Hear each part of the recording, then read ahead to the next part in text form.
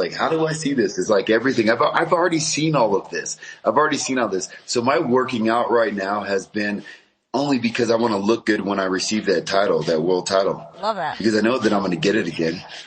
So I just want to look good when I get there. Yeah. So all these different things, everything that's going on, me sitting here talking to you guys at the bump, I've already seen all this stuff.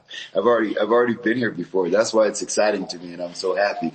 Everything from here to going in that cage. I'm beating both of them. I'm gonna be at the end of that match. It's the betting odds. My hand will be raised there. And then whoever else I go through, I will go through them because there is a title to bring back to me. I don't have too much left in my career. I'll let the secret out.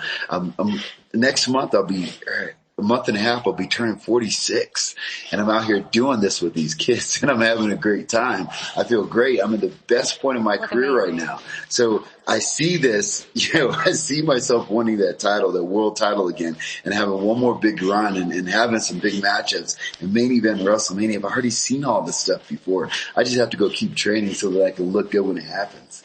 You saw the bump, it happens, right? We manifest things here. You did that last year on this very program. You called everybody out. You were champion less than 2 weeks later. So you're clearly in that mental mindset and the physical stuff is there. And so much has been made between you and Omos and how both physically imposing that you look. And we see you stand in a ring. It happened in Miami last year.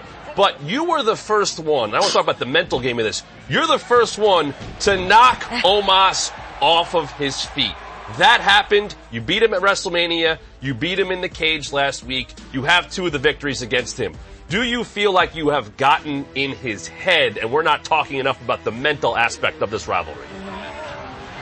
100%. The minute that you punch a bully or a giant in his mouth, he changes his own tone. You can just feel him. I tell you all the time, like, when I tie it with somebody, when I grab hold of somebody, I can grab somebody after I've been wrestling all my life. I used to say this before. I can put my hands in you and I can feel it. And at the beginning, when he grabbed me at the beginning, I felt just like rage. And then as we kept fighting, I kind of felt that rage kind of wither a little bit. And I think MVP saw that also. When I popped him in his mouth, when I suplexed him, I saw him get up. His eyes got about that big. And MVP was like, oh my God, here's my giant. Both of them know what I'm capable of doing. So Omos, of course, is frightened right now coming into this match. So I think this next week, they have to do something to kind of build the confidence of both of them because both of their confidence is really down. Because last week, I knocked Omos off his feet again, knocked him on his butt over the railing, and then I put MVP in a hurt lock. So both of them coming in the next week, they're thinking, this guy's unstoppable because I am. So what are they going to do? So I know this going into this week. I want to be prepared. I got to be looking everywhere because I don't know where they're going to be coming from because they've got to do something serious to be able to get their momentum shifted towards their direction a little bit more because right now the momentum's all my way. Right on, Bobby. We appreciate that. Let's dive in on a fan four, though, Bobby. We got a ton of great fan questions for you. Me and Megan will tag team this. This first one among my favorites, Bobby. I'm glad this was asked because Verb Gagne on Twitter said, if I had a nickel for every time you crash through a cage, I'd have at least 10 cents. Which isn't a lot, but it's wild that it's happened twice. That said, crazier cage crash, the one with Umaga or the one with Omos?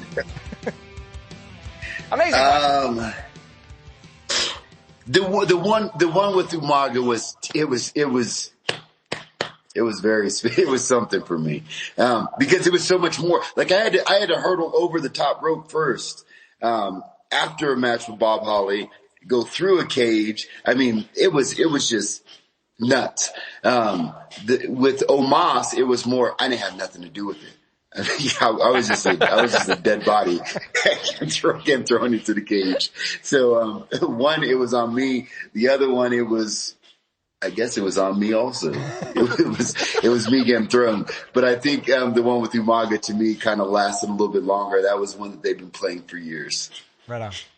Well, Bobby, I know you said your life has been a handicap match and you're getting ready for one, but we have a question here. M-Dog wants to know, hey, Bobby, what's been your favorite type of match to compete in?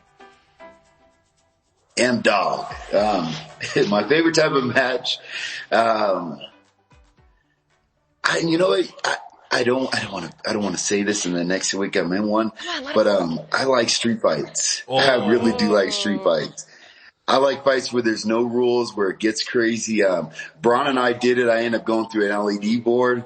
I love those matches that just get really extreme and because ultimately when you have a feud such as the one that we're in right now, me tying up with them and going for single legs and clotheslines and stuff like that, it doesn't serve that purpose. When somebody does you wrong, like MVP, you want nothing to stop you from handling this. I mean, I want to hit this dude with a chair. I want to throw him through a table. I want to throw him off the rafters. You want to hurt somebody. So in order to do that, you got to eliminate all the rules. Right. So I think. Love it. Street fight. It's a different element with Omos, Bobby, which leads in perfectly to this question. Actually, not from a fan, it's from NXT's Odyssey Jones. He's talked about how Omos caught you in the air. He's done the same to Odyssey Jones. Bobby, you've been in the ring with so many massive men. What can you equate Omos's power to? It's a different type of thing, right?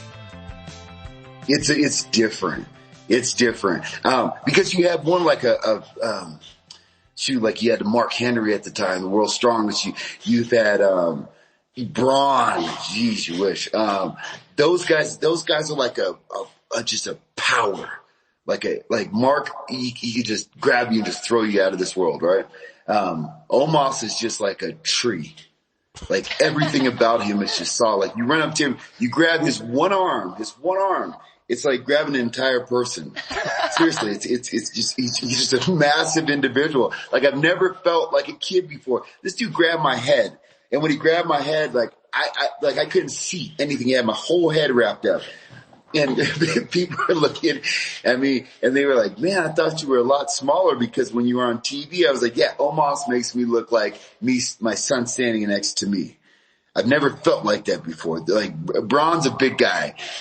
Mark Henry's a big guy. Khali, these are big guys, but this dude's like a tree trunk standing there. Every part of him is just massive. All right, Bobby, so we got one more. I can't compare it to them. I feel you. All right, Bobby, we got one more from our fans here. Ali wants to know, when you're finally done with Omos and MVP, what are you looking for next? World title. Man, we need a title on Raw. Only one man's got him. Oh. We need that world title on Raw. You're working but you know out what? To look good for it. Right now, everybody's looking at, we're in LA next year, right? WrestleMania? Hollywood. Yep, Hollywood. If we're in Hollywood, it's a big matchup. For me, I've always had those really tough challenges going into WrestleMania, which, of course, this one has to be another big one. Me and Brock, we have still some, a little score to settle. Like I have a win over him and then he ended up winning my title back, but we're not done. We're not done. That's first off. Right now, Roman's on top of this world. I'd like to get to that level so that he can look at bringing that title back over to Raw and give me an opportunity to challenge that. That's another really big matchup. But first we got to get. And then you have some matchups that and then some things you just want to have fun with. I haven't won a tag team title. Okay. And something that I would like to do is win a tag team title. I have a couple people in mind that I would like to be able to work with. And deal with. Cedric's definitely one. If not Cedric, I think this is this is one that's just a personal thing for me is R-Truth. Oh, wow. Yes, I'll sign the petition now. Listen, we're gonna dive more into that, maybe get some fans interacting with that comment. But Bobby, thank you so much for joining us here on The Bump, and good luck heading into Hell in a Cell. We're rooting for you. Thanks, Bobby. Thank you. See you guys.